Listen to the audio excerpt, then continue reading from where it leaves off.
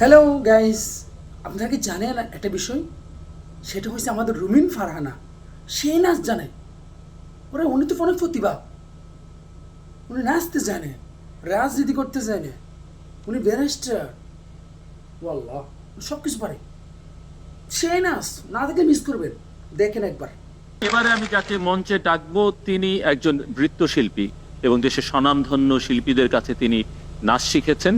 বাংলাদেশ জাতীয়তাবাদী দল বিএনপির কেন্দ্রীয় কমিটির সহ আন্তর্জাতিক বিষয়ক সম্পাদক ব্যারিস্টার রুমিন ফারহানা।